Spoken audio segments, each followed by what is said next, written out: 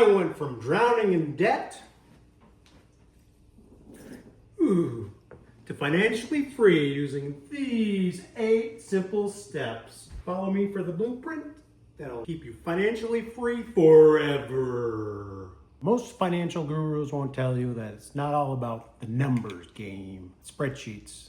There's a spiritual component that 99% of people miss, the foundation that makes everything possible. In the next 10 minutes, I'll walk through my complete 8-step system, spiritual mindset shift that started it, all the exact strategies I use to eliminate debt, build wealth, create lasting financial freedom. It's not theory. These are the exact steps that I followed that helped change my life. Unlike most financial advice that focuses only on the tactics, I'm going to show you a complete picture, mind, body, spirit, practical steps, creates financial transformation. Because I've been where you are and I know exactly what it takes to break free.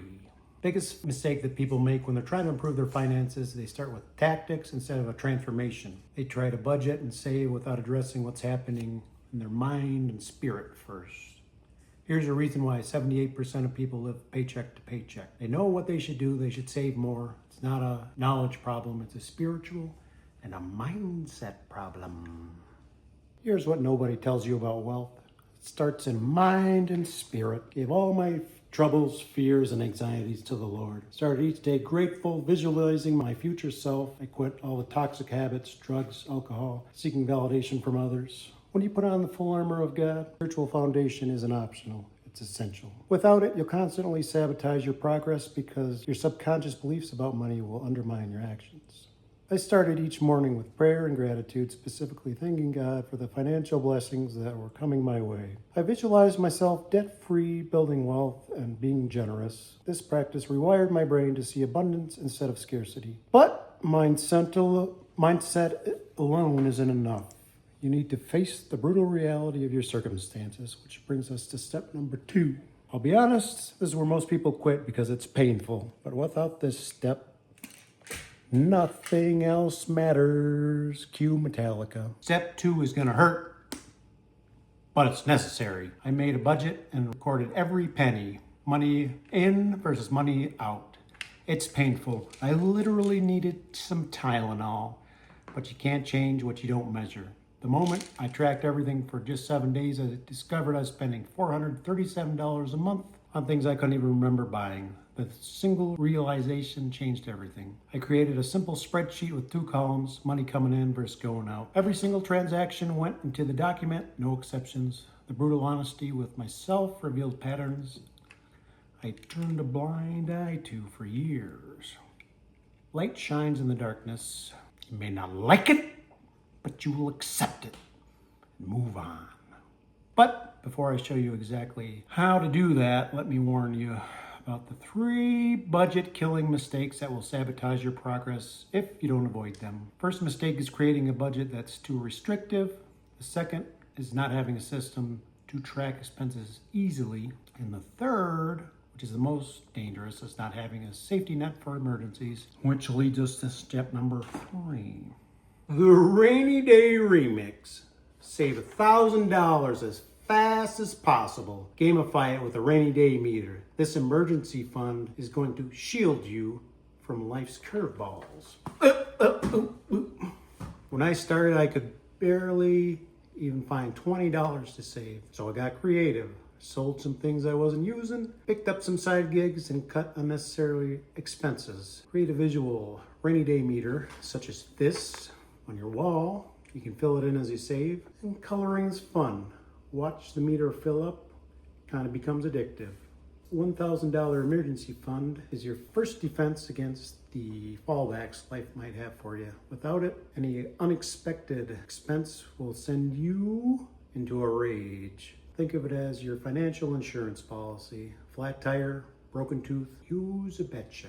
But once you have your emergency fund out of the way, you need to address the biggest obstacle to building wealth, your debt.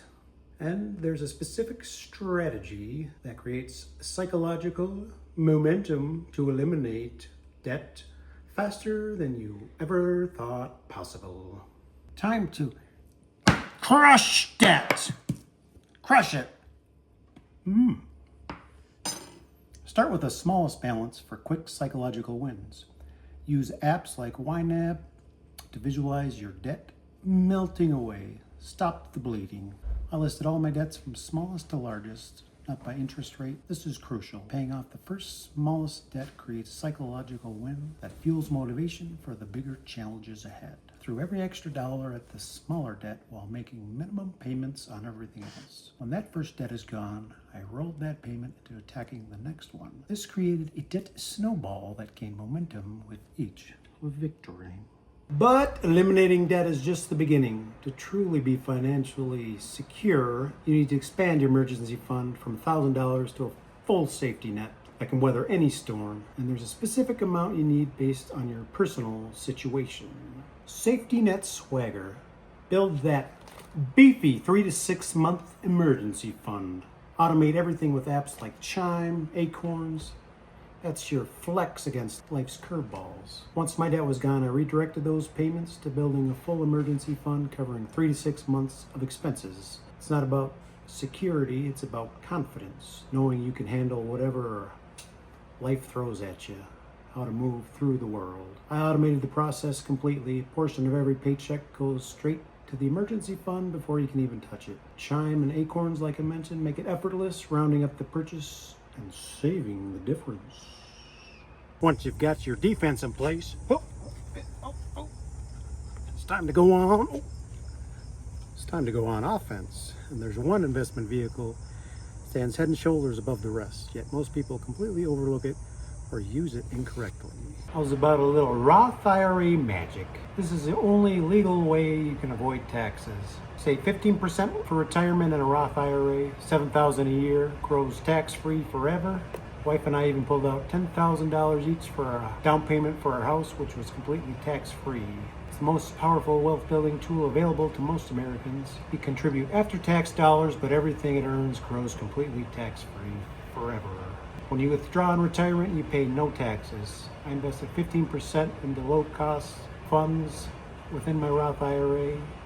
Current contribution limit, $7,000 a year, $8,000 if you're 50 or older. And the bonus, you can withdraw your contributions, not earnings, at any time without penalty, making it a flexible option.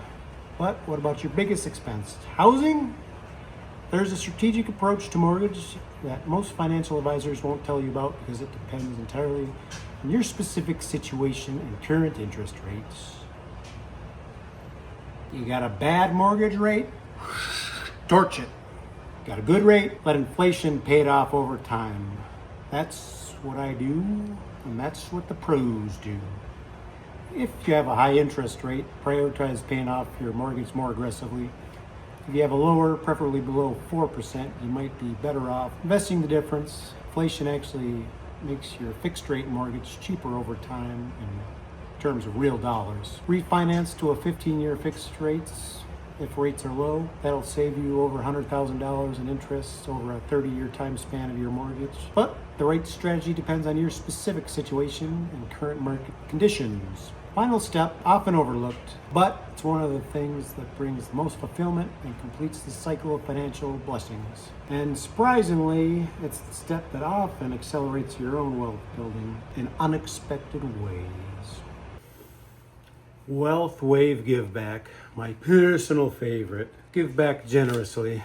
Help those who have helped you. This completes the cycle and keeps the blessings flowing. One for you, sir. As your financial situation improves, give generously to causes you care about.